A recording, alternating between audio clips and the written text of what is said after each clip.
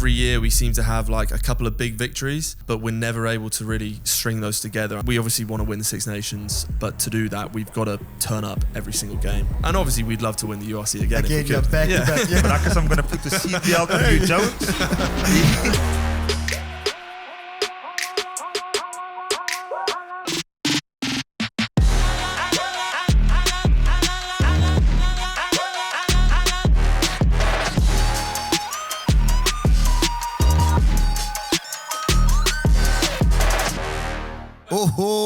Oi, Ruckers, welcome to Behind the Ruck. It's episode 69, and we got a Scottish flavor in the house. To my friends, I'm Juba, and to you, I'm Juan de Jong, and next to me is the one and only... Shortcake round one is Paige in the house. Episode 69. Here we go. Growing. How are you doing? Are you feeling good? Partner, always good. Always good. Had some lekker time. My parents were in Cape Town. I got to see my dad, my mother, the siblings were all at the house. Yes. Beautiful weekend. And you saw me on Sunday as well. Yep. We got this mics again on Sunday. Yep. News 24, forward faster, 7th invitation at Makotter. There's some talent in South Africa, buddy. There's a lot of talent. Yes. Around every corner, there's rugby talent in our country. Enjoyable rugby, eh? And the Blitzbokke? They're growing, and we can't wait for Dubai. And also the Cape Town Sevens at DHL Stadium. Coming soon. Exciting Cape Town, times. Heat yourself up. But before we start this episode, okay, Behind the Ruck is supported by Super Sport Bet, the one and only Super Sport Bet. So go check it out, boys, and get your stuff. And tick your stuff, okay? And also Ticket Pro, that's in the building for all your ticket needs. Get there, especially in December when the sun is heating things up. Get to all those events, yeah, the one and only. And Ruckers, what to expect on episode 69 is lekker simple, okay, guys? Yes. We're going to talk all things Autumn Nation Series. All Blacks England played. Fiji, Scotland played. The Boks are playing. We're going to talk all things what's happening on the end of the year tour. And then at the end of our episode, we've got our guest as per always. And this time, as my partner introduced it in the beginning of this episode, it is a Scotland player. Okay, it's a big deal. It is, so we make sure we keep you guys up to date on all matters of rugby. We check in with Huw Jones, Scotland Centre, Glasgow Centre. Huw Jones, sit back. It's gonna be a flippin' awesome episode on your number one rugby podcast. Huw Jones, you said, eh? Yes. Is it we? Is it me? Is it you, Jones? It's Huw Jones. Huw Jones, okay. I can't wait for that one. But before we get there, there's some rugby coming up. Lots of rugby coming up, okay? Let me heat up this fixtures, okay? So much rugby coming up. We're starting on Friday night, the big one. It's Ireland versus New Zealand on Friday night, okay? It's a revenge time for Ireland when it came to the quarterfinals of the Rugby World Cup. And then on Saturday, we've got England versus Australia, Italy versus Argentina, France versus Japan, and we move on to Sunday, easy like a Sunday morning, Wales versus Fiji, and Scotland versus South Africa. The big one. The big one. We've been waiting a couple of weeks for this one. And I saw the boys, they wear the in Jersey. In Jersey. Yes. Springbok jersey. Guys, Ruckers, they don't have a Springbok jersey on. They were in Jersey. Small island outside of the UK. Okay? Yes. For them, because they don't know. They say actually Jersey. Closer to France. Jersey is actually closer to France, but belongs to England. Yes. That's France. Yeah, exactly. Let's start by Friday night. Let's build the weekend up to... Okay. Quickly, because it's Autumn Nation Series segment, let's quickly go back and we talk England, All Blacks. What did you thought about the game? That was a crack of a game. For me, I'm pretty sure a lot of people will agree, but England threw that one away. I mean, 8 points ahead with 5 minutes to go. And you don't want to play that blame game, but I must say, England...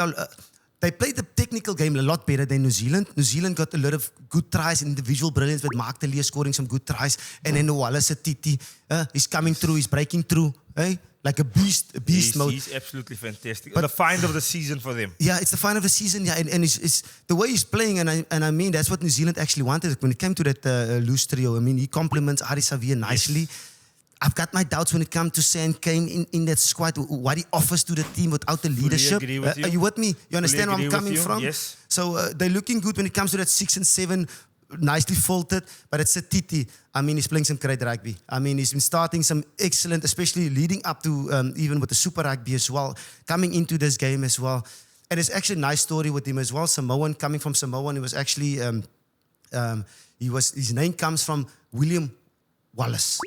Okay. It's Wallace Setiti. the Scottish, because his dad played for Samoa and he was obviously playing rugby in Scotland.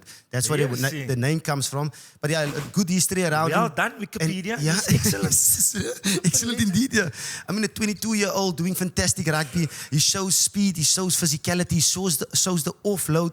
That's incredible. So they've got a find over there. They've got a couple of finds. So they, like Huw also said, it's always stuck in my medulla oblongata. Yes. They're growing and they're getting themselves well prepared for 2027 Rugby World Cup. Look, partner, the thing that probably stood out for me, Ruckus, was the fact that their bends had a bigger impact on the game than England's bends. Tuipulotu, the lock that plays for the Blues, the captain. Damien McKenzie coming off the bench was excellent. Roygaard, excellent coming off the bench. So the impact of the All Blacks bench was much, much better this game compared to the Rugby Championship. And that for me stood out completely. England had their chances to put the game away. They didn't. They weren't cutthroat. They had the knife in of the All Blacks. They didn't turn the knife. And the All Blacks made them pay. But I think it could have been a tough start for the All Blacks if they've lost that game, because now they got Ireland coming up on Friday. So it's a very good win for Razor and the boys. Very good win. And they got out of jail especially playing against Ireland, the number one team. Okay, they are the number one team with the rankings. But yeah, I must say it's going to be revenge. A revenge for Ireland, because what they've done in the 2023 Rugby World Cup, they kicked them out of the Rugby World Cup. So there's their time, for Ireland's time now, to show New Zealand what they've got. And there's a bit of beef party with Rico Ioane and Johnny Sexton and the posting of the Joker. The Joker, yeah. So there's a lot of beef. Yes. And Ireland had beef with Alma. Yes. Ireland had beef with Alma. So look, it's going to be interesting. No Farrell as head coach for the Autumn Nation Series. He's focusing on the British and Irish Lions. So I would love to see what Ireland looks like now. They haven't played any rugby before this. Yeah. A lot of the international players rested for the club duty. Will they be firing on all cylinders? All cylinders, especially at 10 as well. Who's going to fit that number 10 jersey? And that's a crucial jersey. I mean, you can have massive or good impact when it comes to the forwards, but in your backs as well. But the guy that links the backs and the forwards, it must be the perfect guy to make sure they're on song. But when you speak about that pivot position at 10 as well, what do you think about Beauden Barrett at that 10 jersey with McKenzie on the bench? Because for me, it looks good. For me, it looks good. McKenzie is a better fit for me off the bench. Beauden Barrett was awesome. He created a couple of tries. He created a try actually with Will Jordan with the switch coming around the corner. But just keeping the England defense honest, with the cross kicks, with the chip kicks, keeping that defense coming backwards and backwards and backwards. He did an incredible job. I know he's not going to be playing this weekend because he's out injured, him and Cody Taylor. So they've got a couple of problems coming up this weekend. But that's one Friday night that's going to set the tone for this weekend. Look, it's going to be an interesting battle. It depends on the weather. The kicking game is going to be interesting for me. Obviously, Jameson Gibson Park, what he's going to dictate on the scrum half point of view for Ireland, the tempo that Ireland love to play with, quick ruck speed ball, what way will Ireland kick, how they're going to dominate the game. So there's a lot of intricacies in this game that we're going to look out for. How are they going to nullify Satiti and his ball carries? Where will Byrne play? Will he play on the loose forward or will he start at lock? So, interesting game to start off the weekend. Ruckers, this is going to be a fun weekend of rugby in the Autumn Nation Series. All Blacks Ireland first up. Predictions between the two of us on Friday night, just to kick the weekend off. I'm going to go All Blacks. Huh? You're going to go All Blacks? I'm going to go All Blacks by 5. Yes, and I'm going to go against you, man. I'm going to go Ireland. I think Ireland has been... Yes, All Blacks got their rustiness. They kicked it off against England and they're on a high now, but Ireland is a classy outfit. And they're sitting at number 1. Hopefully you get what you want and then we can get that spot back again. No, we are number 1, partner. Okay, I don't know what ranking you are watching, but Boks are number 1. Yeah, and then look at Saturday. Let's take Saturday all into action. It's got England versus Australia, Italy, Argentina, France versus Japan. France are getting their way into things now against Japan, especially England and Australia. It's almost like a British and Irish Lions versus Australia, getting ourselves ready for next year. It's a nice taste. Yeah. Spot on. What have you seen? Do you think England is a bit hurting? Is that the game that they can target, especially how Australia looking? Part of England obviously is playing good rugby, but the whole year they're always in the games, but they're not winning the matches. They're not turning the knife, same with the Six Nations. When they went to the New Zealand in July, they were close, 4 points, and I think 7 points the other game. They didn't win. So they should win the Wallabies, considering what the Wallabies look like in the Rugby Championship. But the Wallabies just got Will Skelton back. Yes. What impact will Will have on the way the Wallabies play? Now all of a sudden they got go forward. They have a bit of momentum. They got beef. Leadership and and get go forward. The Tongan Thor is back. He was out in the Rugby Championship for most of the championship. So they got 2 strong ball carriers available up for selection against the English. So I think that will be a really good game to watch. And look, I don't know what it is with me, but I can't write off Australia. I know they're going through a difficult time and place, but with Joe Schmidt, there's still the individual qualities they have as players. I just can't write them off, buddy. I struggle to do it. I don't know why. Yeah, for me, I get what you're coming from, but the England are looking strong for me as well. I think they slowly but surely finding the positional individuals, especially when it comes to the winger. Via Boso, he's on the right wing, he's looking fantastic. I mean, the back three is looking fantastic. And Marcus Smith actually with that link with Spencer as well, they did well as well. So it was going to be good to see what they can do when it comes to But partner, why aren't they winning games though? That's the question I have. They're not turning the knife at all. They're playing test match rugby. As you're looking at New Zealand, they got the 3, 6, 9, 12 points. But they need to make sure the last 20 minutes. And for me, it was actually a shock why George Ford couldn't kill the last 10 minutes actually. Because it's actually him that slipped the tackle on Mark Delia. It's actually, the penalty at the end, the drop goal at the end. If they can fix that last 5 to 10 minutes, they're a different team, but they have to put pressure onto them early on. Get to 7 points, get to 14 points ahead, and then they'll put pressure onto Australia. This is a nail biter. I think it's going to be a nail biter. Yes, fully agree. Back at Twickenham, I think fully agree England is going to take that one. Okay. At home, yeah. I'll go with the Wallabies. Yeah, Wallabies indeed, yeah. And then let's go to Sunday. We got Wales versus Fiji. Okay, the Scotland versus Fiji this weekend. What have you seen from Fiji? And where is Wales rugby? What does that game look like? Part of me, obviously, for Fiji, they couldn't select the overseas-based club players. So that was an understrength Fiji side. There was no Radradra, none of the big names playing for Toulon in the French league. So hopefully this week they'll have all of the stars back, and then it will be a difficult Fiji side to beat for Wales. Wales has obviously in disarray. The regions in Wales are struggling, even in the URC. So it's a scalp for Fiji to take. Yeah. It's a game Fiji should target. Yeah. And I can see actually Fiji winning this one. Well, I'm in the same boat here as well. I can see Fiji doing this one. They took a knock against Scotland last week, and I mean, one in them was on a different level. But yeah, this is an opportunity to show Wales, and Wales are, I don't want to say down and out, but they're not in a great space when it comes to rugby, when it comes to Wales. And so a good opportunity for the Mana, okay, the Tokos from Fiji to take this one, yeah. And then we move over to that big one. Scotland versus South Africa. We have seen what Rassie took over to Scotland when it comes to Edinburgh this weekend. This is one we're looking forward to. The team is not out when we speak at this current moment, but I mean, it's going to be full strength. It's something, the team you're going to see that we saw against Ireland and New Zealand, isn't it? Do you think it will be Mani or Jordan Hendricks playing this game, and why? It's going to be a tough one. For me personally, I think it's going to be Mani Lebok just to get consistency coming from the last couple of games in the Rugby Championship, and Mani's got a couple of momentum. And like I said, the first 2 games is the do or die for us. And I would say, personally, in my opinion, I would say the first one.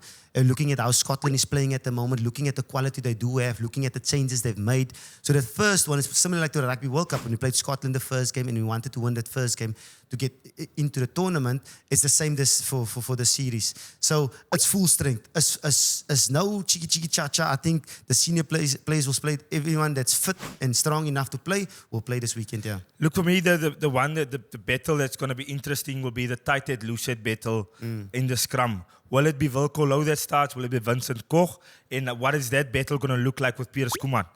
The scrum is a big part of our game in South Africa. With Frans Malherbe out, it's all of a sudden, what are we going to look like? We know Oxy will dominate. Gerrie Steenkamp will do his thing. So that for me is the interesting part about our scrum with Frans Malherbe out that I'm looking forward to. Look, it's a Springbok side that I think they would want to go 3-3, clean sweep overseas. I actually see it happening. Will we evolve overseas a bit more of Tony Brown, a bit more attacking rugby? Because of what the weather will we conditions, look like? yeah. So that the intricacies there, I'm finding it really interesting. A lot of one-on-one battles. When it comes to, I mean, the midfield as well. Speaking about you that's coming up now, that's going to say. I mean, the centre combinations of Scotland is looking fantastic, especially with Sione being captain now, playing against the formidable centre combinations of Damien and Jesse. That's going to be a nice little battle. And they also got a Power Ranger under Winewind. Okay, Darcy Graham. Yeah, Darcy Graham. So he's going to show what his worth is, who's the best Power Ranger at the end of the day. And then all the South Africans are going to show their worth. I mean, Duan van der Merwe, Pierre Schoeman, they want to show why they should have been a Springbok at the end of the day. They've got lots to prove. So the battle is on. The battle is on in the backyard. Okay? And yeah, this is one that we have to wait and see and excited for. Now it's going to be a big clash on a Sunday afternoon. I don't know why they're making us wait so long, Ruckers. Yes. But Scotland is an exciting rugby team. I think this is going to be a really entertaining rugby game. Hopefully it doesn't rain in Edinburgh. And we can see some beautiful tries being scored. Some Mani, Lebok, Razzle, Dazzle. Seeing Jaden Hendrickson getting more game time. Granty Williams coming off the bench. So exciting times for us. I see a Boks by 12 points, 12 to 15 points, beating Scotland. So honestly, looking forward to this one. Yeah. I think it's obviously a Springboks, but I'm going to be a little bit closer. It's going to be a nail biter till the end again. It's going to be 4 to 5 points. I mean, Scotland in Edinburgh is something different. It's always a tough game playing against them than in the Rugby World Cup. And the way they played last weekend, hopefully, with us not playing, hopefully we're not rusty when it comes to that first game, because they've got minutes under their belt now and they scored fantastic tries and they look good when it comes to Fiji. But yeah, this is going to be a game that's going to set the tone for the series. It's going to set the tone especially for England as well the following weekend.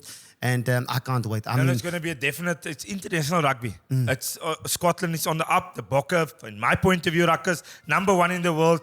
And that's why we are so excited that we got a Scottish international player to entertain you guys today. 100%. Yeah. I can't wait. Let's go. Let's go you, check in with Come on. my menu.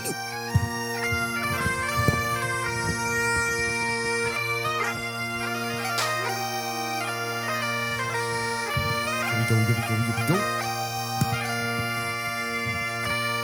Ruckers, it's showtime. The time we've been waiting for, okay? It's the Scottish centre of attention in the building. Huw Jones in the building. Love it, partner. How lucky are we? Hey, how lucky are we? Huh? Lucky. Lucky Anyway, look. Huey, how are you doing? Are you good? Yeah, I'm great. All the better for seeing you guys as well. And that was smooth. Huh? That was, Smooth. I love Smooth that. indeed. Yeah. How's the body feeling? Obviously, straight into the camp now, and it's end of year. So, how's the prep been going? How's the body been feeling? Looking forward to the next couple of games?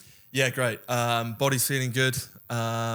We had some nice sun in Stellenbosch. But I'm just raring to go. We want to play as much as we can. Yeah. Partner, he 100%, looks yeah. like an absolute rock star. I'm just going to start this interview and this Yes, chat like yes. that. Huw Jones, the name sounds like a rock star, and looking at him, absolute rock star. He's a rock star indeed, yeah. A Glasgow rock star. Here we go. Let's talk about this couple of weeks ago when you were in Cape Town. Okay, obviously a place that you know for a very long time. Up in Durban and in Cape Town as well. Actually Stellenbosch. How's the couple of weeks been? You missing South Africa a little bit? Look, it's been great. We got some really nice weather. Stellenbosch, I didn't spend as much time out in Stellenbosch. I was mostly in Cape Town, in the southern suburbs, as you know. But yeah, look, it's lovely to be back in South Africa. I love getting back. The weather's probably the biggest pull. Yeah. But yeah, like anytime we get to play rugby over here, the rugby fans here just go mad for it. So it's always nice. Not for us, for you. Yeah, for me. And did you show the guys any of the local spots? Were you the tour guide on the trip to South Africa? As I said, Stellenbosch isn't my stomping ground. If we'd been in Cape Town, I could have shown them some sights, but no, it's strictly business. We're just here for rugby. Yeah, and he's a dad now. Huh? Wow. The last time I've seen him, he wasn't a dad, but he's a dad now. How's daddy daycare actually been? The babysitting and stuff? Eh? It's eye opening, as you'll know. Like it's life changing. You don't get time to yourself anymore. Obviously, like. All the credit goes to my wife. She does pretty much everything. I'm just there for the fun times, and especially when we go away as well for like 2 weeks on tour in South Africa. Then I feel kind of guilty. But Yeah, she just sends me pictures and videos every day. Yeah. But it's amazing and it's life changing. I'm That's really special, enjoying it. Special, and it's a girl, eh? Yeah. Oh, you know what they say when guys girl, get girls? yeah. Hey, I don't know. I've got 2. So They say every man wants a boy, but Yes. every man needs a girl. Okay, there we go. Well, Yeah. that partner, okay. Jonesy, quickly in the Scotland camp at the moment. Busy stuff coming up. You're part of the 45 that's got a couple of games. You're obviously playing Fiji, South Africa, and in Portugal and Australia as well. How are you preparing yourself, and how's things going at the moment? Making sure you guys are ready for this couple of games. Yeah, look, it's always a privilege to be involved in the Scotland squad. It's a big squad, and there's a lot of guys sort of involved. Obviously, we've got those 4 games, and I'd imagine there'd be quite a lot of change between the games. So a lot of guys will get a chance to play and sort of show what they can do. So yeah, it's an exciting time to be part of the squad. Yeah. We love it. We love it. Yeah, I actually, look, as soon as Juan told me we're going to have you on, my mind started ticking you. Like, I started thinking a lot of stuff. Back in the day, partner, when we played Super Rugby and you go to the Boks, that first game was very tricky because we didn't spend a lot of time together.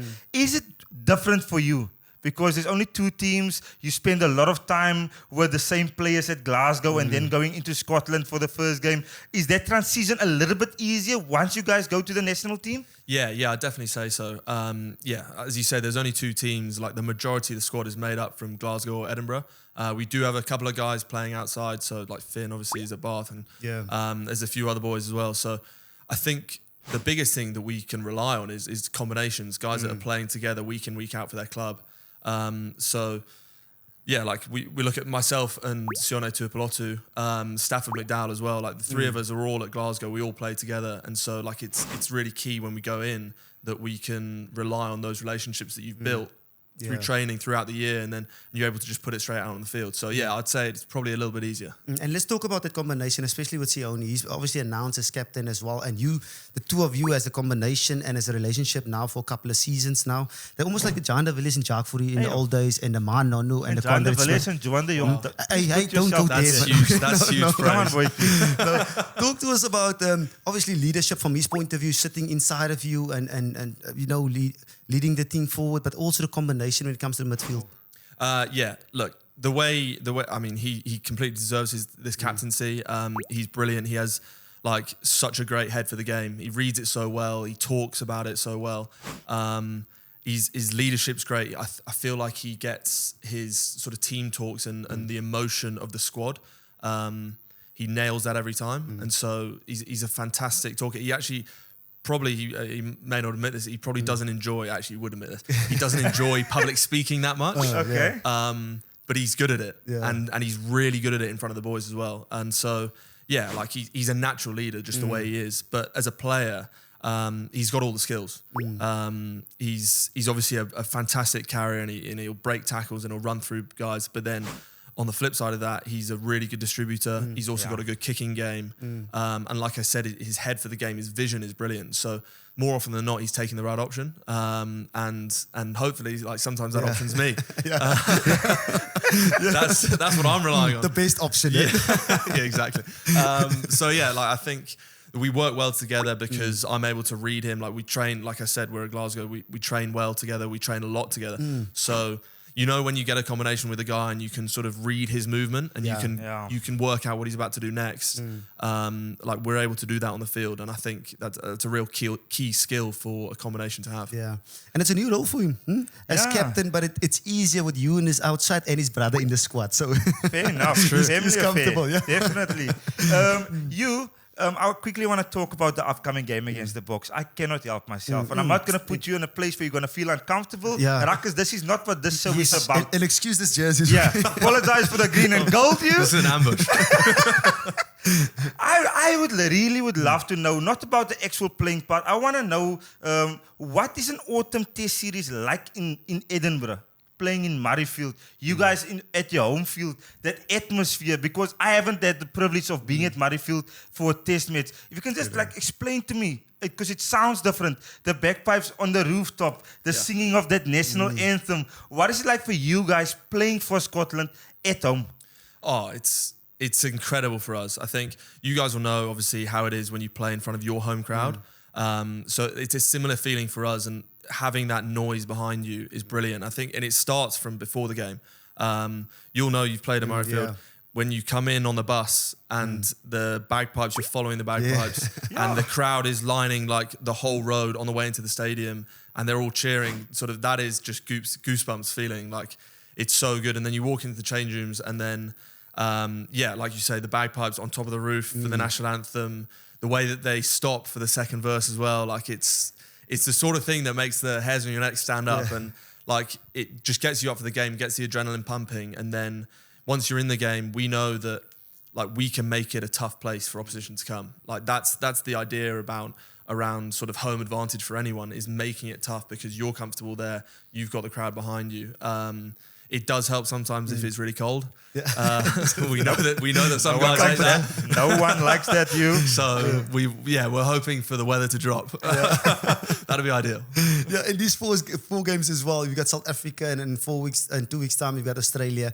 What are you looking forward to, especially when it comes to South Africa? Is it, playing against ex-teammates like Damien Dialendi and Damien Willemse, or is there something else that you're expecting this weekend? I think, a combination. Obviously, you want to test yourself against the best teams in the world, and South Africa are rightly up there, like one of the last 2 World Cups, and so it's it's the best of the best, and so that's a huge challenge as it is. But it does make it all the more sweeter that I get to play against guys that I know. Like, you get to make it personal, not in a sort of personal bad way, but like it's nice to play against like old teammates.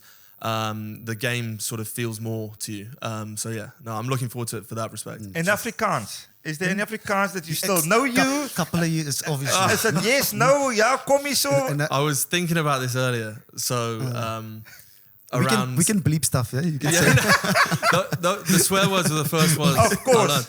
But so my first year with the Stormers, Alistair Coetzee was the coach. Yeah. And there aren't many foreigners that come and play in South Africa. So I had no prior knowledge of Afrikaans. And all of the meetings were in Afrikaans. Because Alistair Coetzee was the coach, and most of the players could speak and understand Afrikaans. And I used to just sit there like... And I was too young and too junior. There's no way I could be like, oh, excuse me, could you change to English?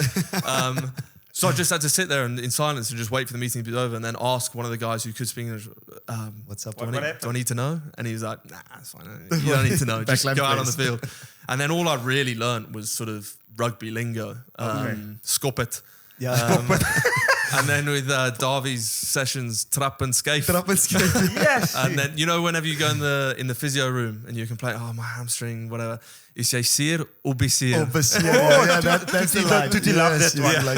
the only things I really remember now. But you pick up a few bits, but no, I could never really speak it. But, tried my best to understand. And you fit in perfectly in France. That was basically, he summed up myself in France, partner. You sit through a meeting... Okay, great. What are we doing? When must I pass? Okay, ball goes to 10. Happy days. The same half time. It's tough working. It's really tough. Yeah. And a couple of weeks now, obviously, what are we looking forward to when it comes to the international level? So when it comes to Scottish rugby, you guys have changed the game so much. You've stepped up in a different level, and the players you do have now, it's not only just players that's just knocking on the door, but it's like senior players and a lot of caps now. Playing with Duan van der Merwe, playing with the Van Russells of the Scottish team, does it lift your game, and how have you been coming through, especially from a leader's point of view as well? Yeah, I'd say so. I'd say if you look at the last sort of few years, we've managed to sort of keep the core of the squad going, and guys have got sort of valuable experience nowadays. It's brilliant to play with world-class players. It definitely lifts your game, and obviously on the big occasions, even more so. Someone like Finn, like you see, he does it at club level, he does it with Scotland. He brings out the best in the guys around him. He's such a skillful player, and like I was saying about Sione, like he more often than not is taking the right option. Yeah. So it's brilliant to play outside someone like that. And in terms of myself, I'm obviously getting on a bit. I've managed to reach 50 caps. So in terms of my leadership, I wouldn't say I'm sort of a captain type. Yeah. That was my next question. But I'm not. But you probably not. But I think you can lead in other ways. I think you can lead with your actions, and just try and play on the front foot, things like that. And I think as I've got older and more experienced as well, I'm able to sort of have conversations with younger guys coming through and try and impart a bit of wisdom and things that I've learned in my career onto the sort of younger generation coming through. And I think that's sort of how I manifest my leadership. Yeah. Ken Townsend actually made him vice captain. He's being humble, yeah. I've been vice captain for one game. Yes, The way he's speaking is very comfortable And in the 50 space. caps makes you mature. Yeah, your shoulders go back. Yes, and immediately. mature. Yep, immediately going to the change room. He's Shoulders humble is back. crumble here now. You know, he's saying humble. but I really want to know. You spoke about world class players, and I really want to agree with you on that. Especially your backline. Honestly, from Ellie Price, Horn, Finn Russell, yourself, Tuipulotu, when it was still Stewie Hawke was still there. How did you guys get to a point where you guys have world-class players, and probably from 9 to 15, especially in my point of view, is world-class players? Is it very rewarding? And how did you guys get to that point where you guys can say, "Yes, we got a dangerous players in our team"? Very competitive now. Yeah, I think it's difficult to sort of see how we got to that point. I think we sort of developed a very good competitiveness in the squad. And then a fact that we alluded to earlier about how a lot of us play together week in, week out with our clubs. Like when I first arrived at Glasgow, pretty much the whole Glasgow backline was the Scotland backline. So we were able to play all the time together. That's obviously kind of changed. We've got new guys. Duan's obviously at Edinburgh. Finn's now away at Bath. But the fact that we have that base of understanding and the competitiveness in the squad, it probably excels you, pushes you to excel and to get better as players. And then like what you're seeing is just the final product on the field is guys that are sort of always training well, because you have to train well if you're going to make the matchday squad. And then you just got to show it on the field. So I think, the final product is that, but a lot of that work is obviously, as you know, behind the scenes. And Scotland's goals as well, is it to be top 4? Is it to be one of the couple of the not big countries, but I mean guys that's top 4 in world rankings? Or what is the philosophy with Gregory Townsend? I think consistency is probably the first thing that we're looking for. Every year we seem to have like a couple of big victories, but we're never able to really string those together. And I think that's something we look at with the Six Nations, is that we might get a scalp of sort of France, England, Wales, Ireland, or like it's like we all win a couple of them each year. Yeah. But we've obviously not gone on and won the Six Nations, and that's the ultimate aim. Yeah, yes, Everyone wants to win silverware, but to win the Six Nations is probably our first port of call. Like we need to do that, I think. And what would that mean for Scotland, for the country and the people? Huh? What would they go absolutely nuts if you guys? Well, I'd hope so. Yeah, I think they would. I think. For a very long time, you always, when in the lead up to the Six Nations, you always hear sort of fans talk about it's the hope that kills you, because we can say obviously here that like we've got fantastic players, world class players, and guys that play together all the time, and we do, but until we actually prove it with results, like it kind of means nothing. Because until you can kind of look back on your career and say, look, that's what we won. Obviously, we can say that we won big games, but you got to win a championship if you want to really sort of leave a mark on that. And I think this group of players that we've got and have had for the last few years, like that should be our ultimate aim. Like we believe that we're good enough to do that. But we just have to have the consistency to achieve it. And talking about the consistency, that's actually my point that I want to make the next one. The fact that Glasgow won the URC, was that a step in the right direction, that you guys kind of got a feeling? Now all of it, belief is the right word. Now all of a sudden you know how to do it. You guys had to win 2 extremely tough away games. In your backyard. Okay, In your backyard. Hey, why? Sorry. Knock this guy out. Did that give the URC victory you guys had last year? Did that give you a lot of belief that you guys can take that next step for Scotland rugby? Yeah, absolutely. It gave us a lot of confidence sort of in ourselves, that we'd prove to ourselves that we can win. Winning that championship was brilliant and huge for us. And obviously a lot of the Glasgow team is the core of the Scotland team. So seeing now, obviously in these autumn tests, we want to be able to bring that form, obviously from last season and hopefully the beginning of this season, into the Scotland squad, to try and excel like the Scotland on. But yeah, like you say, we had to go away and win 2 tough games. Yes. But what was amazing about that was that we won sort of that playoff run, quarterfinal, semi-final, final. We strung 3 victories together, which that's what I'm talking about, is like being able to do that and do it like in a row. that's what you need to do to win anything, really. To win Six Nations. I mean, Springboks do it at the World Cup. They win those big games, but you've got to win it back to back. And that's how you achieve silverware. And we want to obviously transfer that now to the Scotland squad. And obviously we'd love to win the URC again. Again, back to back. Yeah. That's important. I'm going to put the seatbelt on Huw Jones. You gotta believe he deprived me from really good beer in Pretoria. He was the cause. I went to bed early that Saturday evening. It was him and the boys from Glasgow. Jones as well. We had your coach in the studio a couple of weeks ago, Franco Smith, and he spoke about the celebrations afterwards. And we want to know from you actually what was going on, because obviously when you win it away from home, it's a bit different to when it's in your backyard.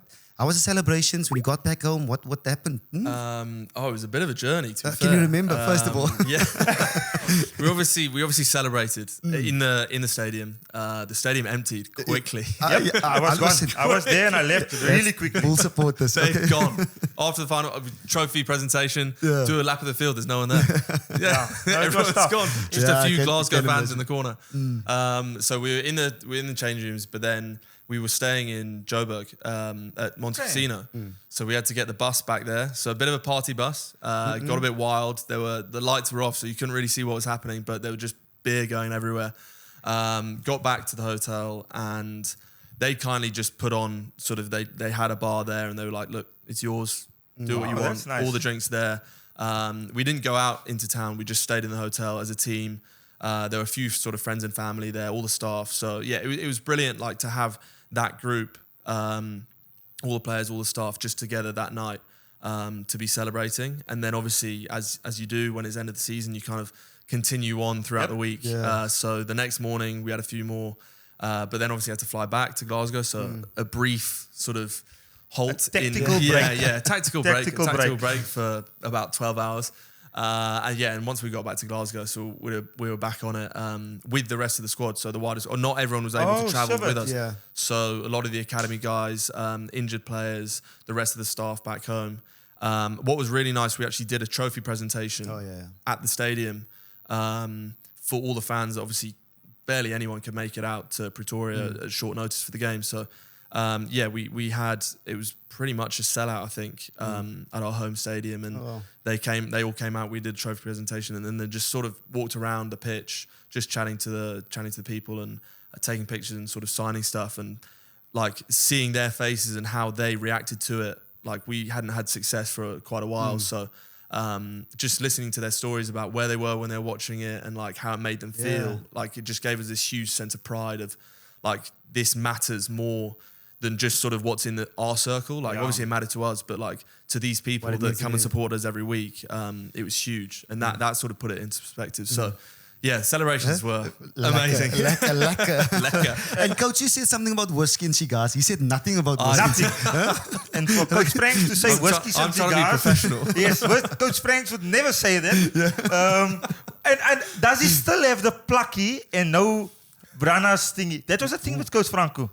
You're not allowed to wear slops, and you're not allowed to have any hard liquor during the season.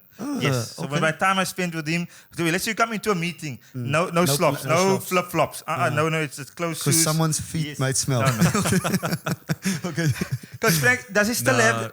Did he leave it? He left it. Oh, he left nice. it. He actually mentioned it, I think, in his first week. You know, like reputations follow coaches, Yes. and he would have known that we would have heard about this as soon as he's announced. Then you start to speak to your friends from other countries, and you're like, oh, what's he like? What's he like?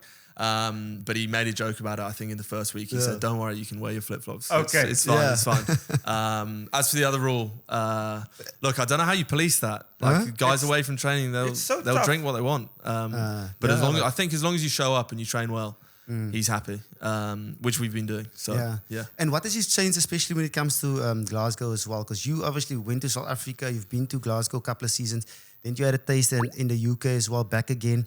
What have you seen about the previous coaches, and what has he done actually to be so successful in the URC? I think as a coach, he's been brilliant for sort of the younger generation. He's very good at developing players and making players better. A lot of that probably has to do with the amount we train. I don't know many teams that train as hard as we do. We're out there, like when most teams are probably doing a walkthrough or a recovery day on a Monday. We're out there hitting bags. We're running. It's tough, but I think as soon as you get conditioned to that, you actually realise it's not too bad. If the Yeah. weather's, the weather is what it is in Glasgow. It's cold, and you don't really want to be hitting the floor. But if you can get your head around that and you get conditioned to it, there's huge benefits because it means you can get your work done early. You're working hard Monday, Tuesday, and then you kind of taper off towards the game. So when you come to game time, you're fresh. I think that's the idea around it. But it was a shock to the system at first. Yeah. But look, it seems to be working. I mean, you're in your 30 club now, so it's getting older now. It's definitely a shock. And while you're saying the running part, because Frank's back in the day when I played a little bit for me at the Cheetahs, Monday morning used to have his toughest running block. Yeah. On a Monday morning. Speed day. Yes. It used to be your body's still recovering from a Pro 14 game like 2 nights ago. And then it comes there. If you win, he's harder on the team. I don't know if it's still like that. That used to be his thing. If you had a good result that Monday, you know he's coming for you. But he is absolutely phenomenal. And I think we can see it in the way you guys are playing. Glasgow doesn't go away. And I saw that in the Bulls game, the final. If Glasgow stick around for long enough in the game, they'll find some way to get that key in the lock, and then you're in trouble. Yeah. So my Bulls guys that are watching, Hey. sorry, Leave the blueprint, apologies. the blueprint. I'm still hurting. It is what it is. Throwback Thursdays. Jonesy as well, a big game obviously this weekend with South Africa, and we spoke about it. But also in a couple of weeks, you're playing Portugal, but also Australia as well. And Australia is kind of, I don't want to say a big one, but it's also looking at the British and Irish Lions. Your thoughts on Australia and also getting into that green jersey? My thoughts on Australia, they're kind of an unknown quantity on these end of year tours. You don't really know what you're going to get. We obviously watched them in the Rugby Championship. They have a lot of very good players. Some of their results weren't ideal for them, but look, you can't sort of count them out. You know they're going to be strong on their day. So we've got to be very well prepared for that. In terms of your other question, I must be very diplomatic and look, it's a dream of every home nations player to go on the Lions tour. Obviously, it is a dream of mine. There's nothing really we can say this early in the season, but if I want to achieve that goal, I've got to stay fit. I've got to play well, and that goes for obviously everyone whose dream that is. And so, come the end of the season, we'll see sort of where we've all been and sort of how we've played. And look, I would love to achieve that, but there's a lot of rugby to be played before that time. And how does that British and Irish Lions thing work? Is there any camps for it, or is it just spontaneously that it only gets selected after the Six Nations, especially for you guys in the home nations? How does the whole process of the Lions series work? I think, as far as I'm aware, I've not been selected before. As far as I'm aware, I think they kind of select it towards the end of the season, or maybe after the season. It's around that time, and no prior sort of warning. They just name the team on sort of national TV, on the news. And then after that, you probably go into a series of camps once your season's done. Say if you're in the finals, or if you've not made playoffs, then you'll obviously be off earlier. So you go into camp, and then there's obviously a warm-up game they usually do against Barbarians or someone. And then then they're off. So I'm not really sure totally how it works, but you will know shortly. Hopefully you'll know soon. That would be amazing. And so the Six Nations is also important for you guys, especially for you if you want to get into the British and Irish Lions series. But also, you guys had also good Six Nations, almost upsetting a couple of teams, especially like France and Ireland, close one with Ireland as well.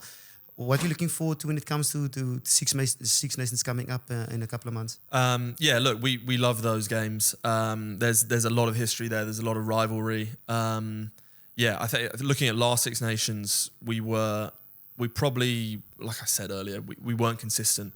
We had a great victory against England.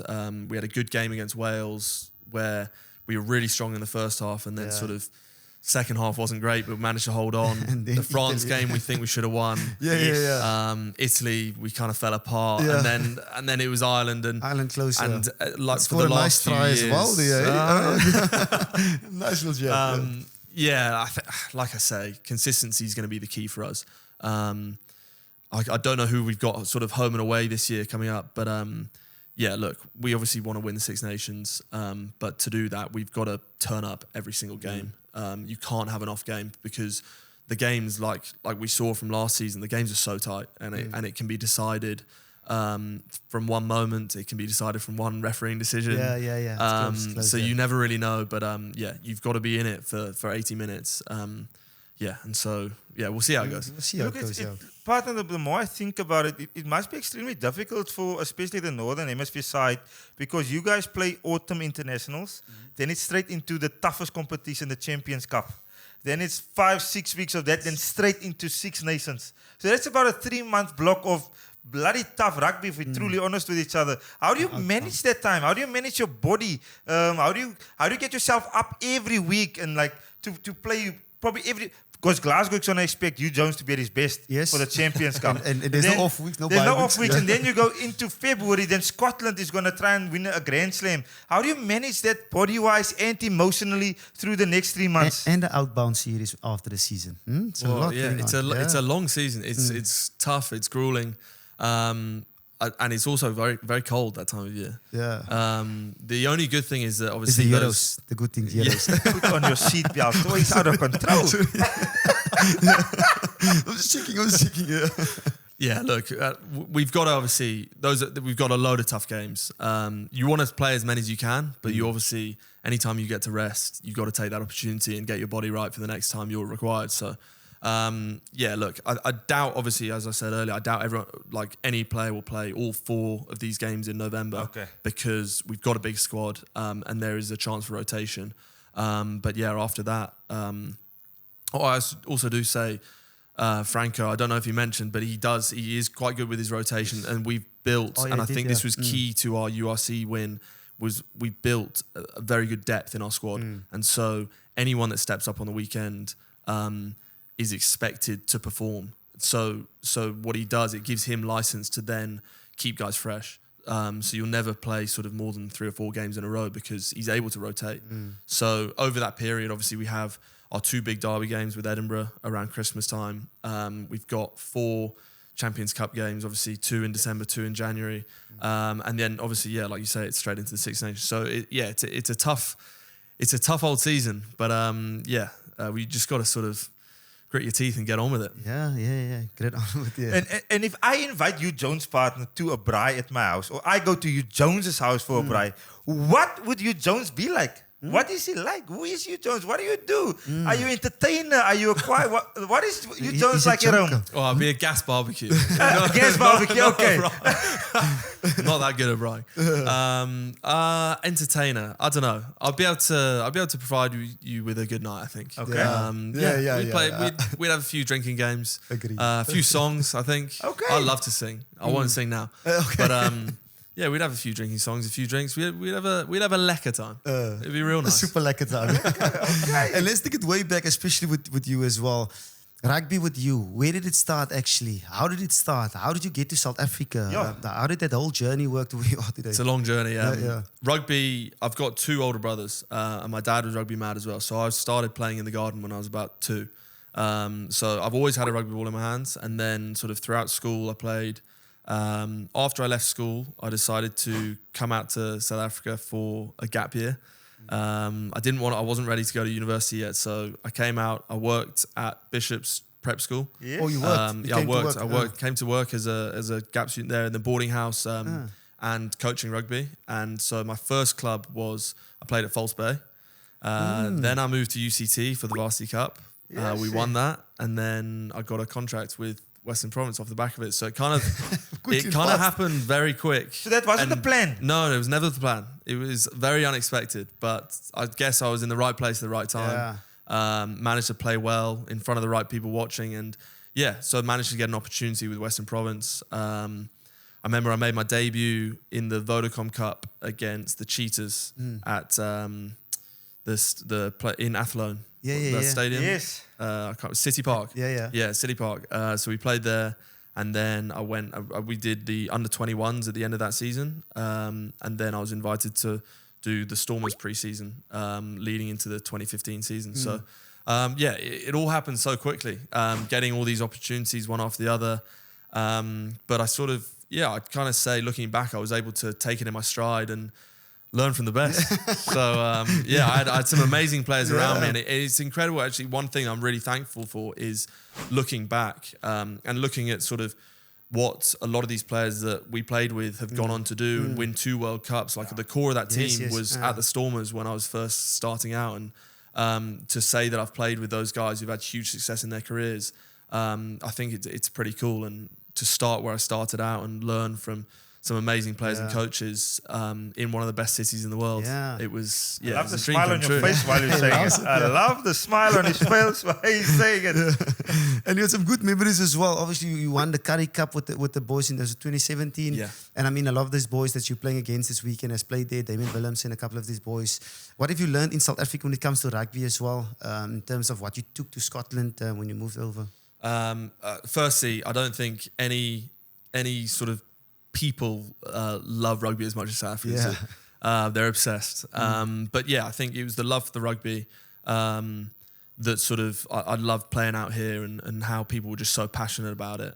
I think I learned a lot from fellow players and coaches and sort of really set me on the right path. I did a lot of work on, well, sort of everything really, but because we had just such a good environment, and I was able to sort of take that with me. And then I've learned obviously from good coaches in Scotland when in my year down at Harlequins as well. So I'd say, in terms of sort of where I started, I probably couldn't have started at a better place. I always say that Cape Town has sort of the best natural academy in the world. Like there's always good players coming through. It's so competitive, and sort of to be training with such quality players all the time, it's only going to make you better. I think that was what I probably loved most about it. That's nuts, young. I love it. I just don't like it how you guys are reminiscing about the Stormers days, yeah? I'll let it slide. But you, before we say goodbye, I have to ask you this question. I would honestly be so angry at myself if I don't ask you it. Playing with Van Russell, do you know sometimes what he's doing? Because if I'm watching the game, I'm telling myself, as a scrum half, he looks like someone that you kind of instinctively on the go have to react all the time to him, because he looks like someone that, I want to try this, or I want to do this quickly. What is it like, especially for you on 13 playing next to him? Is it constantly you can't switch off? You have to be in the moment with him. You have to constantly think, see what his eyes are seeing. That's what Warwick Galan said as well at the time at the racing. Yes. I think the biggest thing I've learned is that no matter where you are, even if you're not even close to him, expect the ball. Because like his skill set, his range of passing, his range of kicking is so good. He's the best sort of skillful player I've played with in terms of his pass selection, picking the right option, and the execution of the pass and kick as well. That no matter where you are, he'll find you. So always expect the ball, always be an option. And often he's not even looking. Like he won't look at you, but he'll find you. So I think the biggest thing for me is that if I'm sort of wide, I'm looking for that kick or that long pass. If I'm close in, I'll be running a line, or I may be sort of like behind him and looking for that ball out the back. And so I think you've always got to expect the ball. And often it's gonna be a no looker. But I think that's why he's a brilliant player, is that when he gets the team around him sort of on his page, and that everyone's sort of playing to what he's seeing, that's when it works. That's when the attack comes together, because there's loads of options and he's just able to pick the right one. I think that's the key. And like I said earlier, hopefully I'm the right option. like a conductor in an orchestra. He just moves and play with it. In an orchestra. That's beautiful. Yeah. And this weekend as well, obviously the last time you've played the Boks was in the Rugby World Cup. And what have you seen this past couple of months? What do they bring? Obviously, there's a lot of changes when it comes to the Springboks. What are you guys expecting? Same physicality as a couple of months ago. What are you expecting this weekend? Yeah, look, I think it's always tough playing against the Springboks. They don't really have any real weakness that you can see. A lot of people think they're a very physical sort of kicking team, but the reality is they manage the game very well. They know when to kick, they know when to attack. They're obviously, look at the backs, there's some outrageously quick, skillful players out there. And so like any loose turnover, any time that you've left a gap in the defense, they're going to exploit that. Yeah. So you can never switch off. You've always got to be ready. But at the same time, they're able to obviously play a very structured game as well. So their big guys up front are able to sort of dictate how the game goes. So I think for us, the biggest thing is you got to meet them with that physicality. You've got to meet them there, and you've got to stop them. And then obviously you've got to shut down their attacking players out wide. at the same time, you may get 1 or 2 chances in the game. You've got to take those. I think they don't give anything for free. Any time that we've played against them, when we've made line breaks, the scramble defense is so good. Guys getting back to help the back three. So if you do make a break, you've either got to score or you've got to keep the ball for the next one, because it doesn't come easy. And I think, that's the biggest thing we've learned is about just taking those chances when they're on offer, because they may not come again. Yeah. And just one thing before we say goodbye, I just want to know quickly, Huw Jones, what is the future like? Obviously, we've seen you at Glasgow Warriors, then you went away for just a season to Harlequins to test yourself over there. You've tested yourself in Cape Town.